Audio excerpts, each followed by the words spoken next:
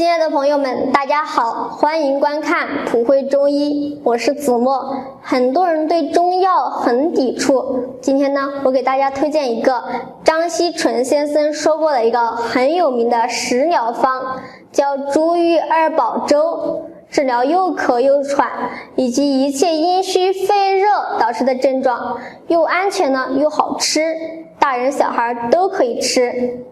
那它的效果到底怎么样呢？我给大家分享一个医案吧，方便你们好理解。有一位特别勤奋的男子，因为一次感冒病后没有好好的休息，然后又因为他工作原因过于劳累，结果身体变得很虚弱，开始不停的咳嗽，每次一到12点就开始发烧，彻夜咳嗽吐痰，晚上也不能好好的睡觉。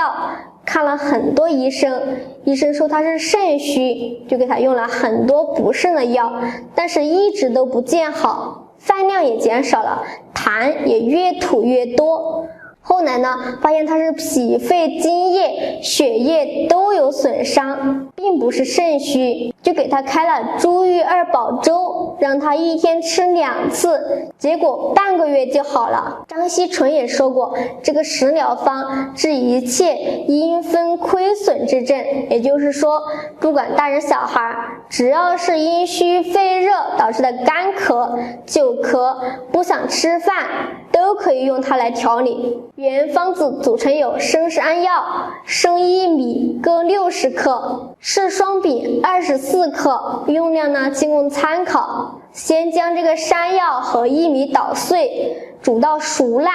再将赤双饼切碎，放到锅里融化，然后服用就可以了。这里的山药呢，一般用淮山药，它能够滋润血脉，止咳定喘，可以经常吃，也可以用来煮水喝。薏米呢，有利小便、健脾、清热排脓的功效。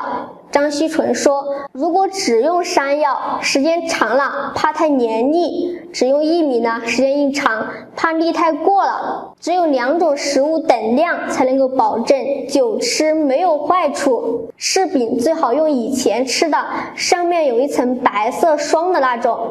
能够清凉润肺，辅助前面2种，发挥健脾滋阴的功效。这种食疗方对症的话，病也就好了，就算不对症，偶尔吃呢，对你也没有什么坏处。但如果发展成哮喘的话，就要用别的了。今天我就讲到这里了，有健康问题呢，也可以私信我帮你辩证分析一下。喜欢我视频的人可以点赞，顺便转发收藏一下，感谢大家的关注。